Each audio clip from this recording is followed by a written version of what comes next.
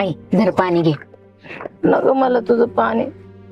पण कसं एकदा माझ्या लेकराला फोन लावून त्याचे जे 2 सबूत बोलले ना की मला बरं वाटत बघ.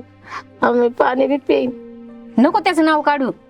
कालपासून मी 100 फोन केलेत त्याला, एक पण फोन उचलला नाही त्यांनी. काम होत असेल तो.